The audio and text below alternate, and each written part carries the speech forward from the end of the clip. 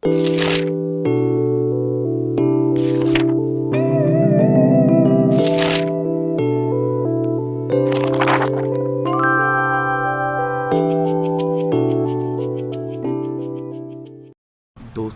Parliament reporter series के लिए ये 160 शब्द प्रति मिनट की गति से डिक्टेशन होगी। आप इसे लिखें। अगर आप हमारे चैनल पर नए हैं तो चैनल को सब्सक्राइब जरूर कर लें और बेल आइकन को दबाना बिल्कुल भी ना भूलें, ताकि हमारी आने वाली सारी लेटेस्ट वीडियो आप तक सबसे पहले पहुंच सके। तो चलिए फ्रेंड्स, देर ना करें, शुरू करते हैं। Ready start. अभी माननीय मालवीय जी ने एक बात की ओर संकेत किया कि इस समय देश में संविधान की चर्चा जोरों पर है। मैं स्वयं भी एक दो अवसरों पर इस प्रकार की चर्चा कर चुका हूं कि संविधान में अवश्य ही संशोधन होना चाहिए। अभी कुछ समय पहले मैंने एक चर्चा की थी, जिसको संक्षेप में फिर कहना चाहता हूं कि केंद्र सरकार को या केंद्र को मजबूत होना चाहिए। इस प्रकार का प्रावधान हमारे संविधान में संशोधन करके किया जाए, चाहे नई संविधान सभा बुलाकर किया जाए या कोई और पद्धति लागू करके किया जाए, जिससे राज्य सरकारें इतनी उच्च श्रृंखल न हो जाए कि वह कभी संविधान में प्रदत्त स्वायत्तता का अनुचित लाभ न उठा सके। मैंने जिस समय यह बात कही थी, उस समय यह भी कहा था कि मैं केवल इस बात को भविष्य की दृष्टि से नहीं कह रहा हूं, बल्कि कहीं कहीं इस प्रकार की सरसराहट प्रारंभ हो गई है। इसलिए मैं इस बात को आवश्यक मानकर कह रहा हूं कि इस देश को एकता के सूत्र में पिरोए रखने के लिए, देश की अखंडता को कायम रखने के लिए यह नितांत आवश्यक है कि केंद्र मजबूत होना चाहिए। राज्य सरकारें एकदम इतनी स्वतंत्र न हो जाएं कि केंद्र के निर्णयों की भी अवहेलना करती चली जाएं।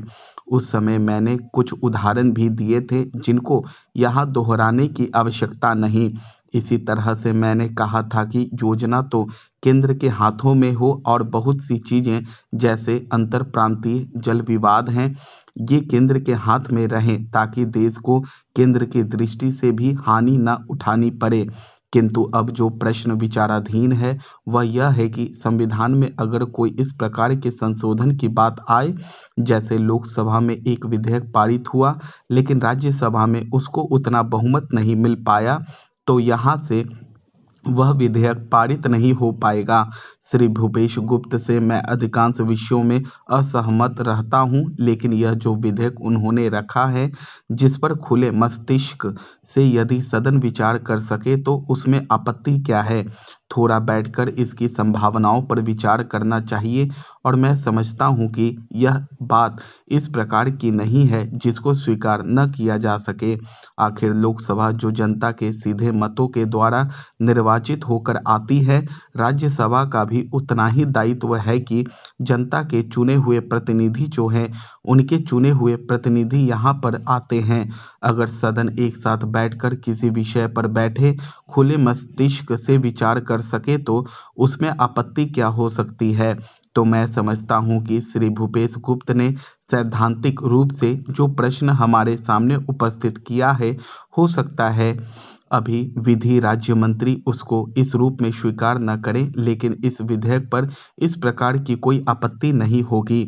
महोदय, केंद्र सरकार यह समझती है कि वह सत्ता में बैठी हुई है, इसलिए विपक्ष के मुख्यमंत्री यदि उनकी सलाह से या उनकी राय के मुताबिक काम नहीं करते हैं तो ऐसी सरकारों को काम नहीं करने देंगे, और राज्यपालों के जरिए इस प्रकार की सरकारों में परिवर्तन लाने और उनको गिराने का काम किया गया है। श्रीमान, त्रिपुरा में चुनाव हो रहे थे। चुनाव के ठीक 3 दिन पहले त्रिपुरा को अशांत क्षेत्र घोषित कर दिया गया और वहां पर 3 दिन के लिए भी इंतजार नहीं किया गया। वहां के तत्कालीन मुख्यमंत्री का कहना है कि मुझसे पूछा भी नहीं गया, बिना मुझसे पूछे ही सारे राज्य को अशांत घोषित कर दिया गया है। वहां पर सेना भेज दी गई। इसका मतलब यह है कि जितनी भी लोकतांत्रिक परंपराएं हैं, जो भी लोकतांत्रिक मूल्य हैं, सरकार उनको मानना नहीं चाहती है। मान्यवर विधानमंडलों की बात लीजिए। अभी जनरल साहब जिक्र कर रहे थे कि जितने भी मुख्यमंत्री हैं, कम से कम सत्ता दल के मुख्यमंत्री जो हैं, उनके नामांकन के सिलसिले में भी कोई लोकतांत्रिक मूल्यों का पालन नहीं होता है। अभी राज्य के मुख्यमंत्री का बदलाव हुआ, सत्ताधारी दल का मुख्यमंत्री हो या दूसरा, वह जनता के प्रतिनिधियों द्वारा चुनकर विधान सभा में भेजे जाते हैं। जनता उनको अपना वोट देती है। हमारी लोकतांत्रिक प्रणाली इसीलिए है कि जनता के प्रतिनिधि विधानसभा में जिस दल का बहुमत हो, उसके नेता को मुख्यमंत्री बनाती है, लेकिन वहां जनता के प्रतिनिधियों की राय नहीं ली गई। राजस्थान विधानमंडल की बैठक नहीं बुलाई गई, मध्य प्रदेश के विधानमंडल की बैठक नहीं बुलाई गई। कुछ विधायकों ने कहा कि उन्हें तो इस बात की जानकारी तक नहीं थी। अगर किसी विधानसभा में 150 सदस्य थे तो वहां 40 भी सदस्य नहीं पहुंचे। इसका मतलब यह है कि हमारे यहाँ जो विधान की प्रक्रिया है, जो संवैधानिक प्रक्रिया है, उसके प्रति सरकार के मन में कोई आदर नहीं है। श्रीमान न्यायपालिका की ओर ध्यान आकर्षित करते हुए मैं आपको बताना चाहता हूं कि सर्वोच्च न्यायालय में करीब करीब 9 जजों के पद 2 साल से खाली हैं। लोग सर्वोच्च न्यायालय में जाते हैं अपनी याचिका लेकर और अपने मुकदमे या अपील पर फैसले की प्रतीक्षा करते हैं। उनका फैसला करने में काफ़ी विलंब होता है। तो इन 9 जजों की नियुक्ति कौन करेगा? यह तो जनता नहीं करेगी, वह तो राज्यसभा या लोकसभा नहीं करेगी। इनकी नियुक्ति तो सरकार को ही करनी होगी। यह काम तो प्रधानमंत्री का, गृह मंत्री का है और केंद्रीय सरकार में उसकी एक निश्चित प्रक्रिया है। लेकिन पौने 2 साल से सर्वोच्च न्यायालय में ये पद खाली रहें, इसका मतलब यह है कि सरकार की इच्छा है कि ऐसे जजों की नियुक्ति की जाए जो प्रधानमंत्री के प्रति उत्तरदायी हो, जो कांग्रेस पार्टी के प्रति उत्तरदायी बन सकें। सभापति महोदय, अभी कई माननीय सदस्य बोल चुके हैं।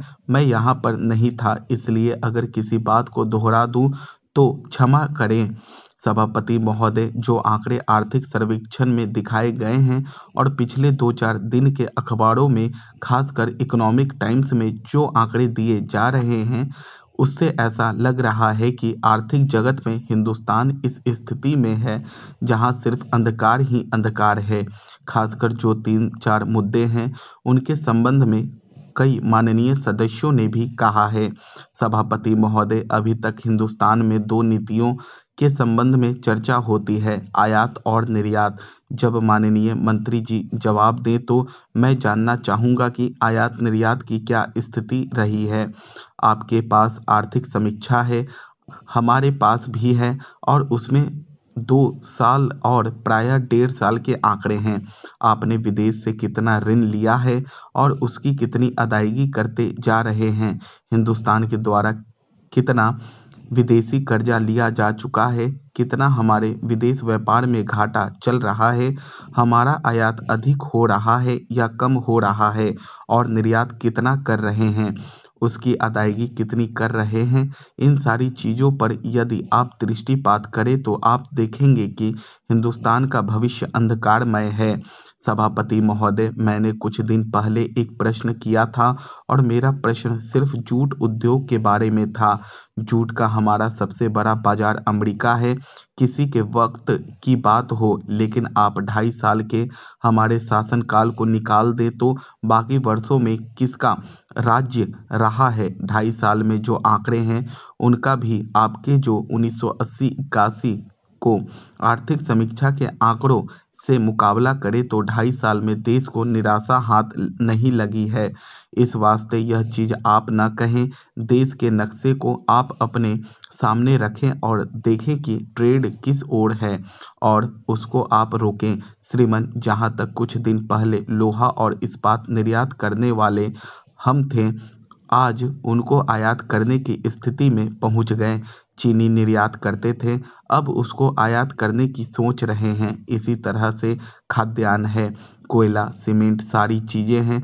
आखिर क्या कारण है कि उनको निर्यात करने की बजाय आयात करने की नौबत आ गई है।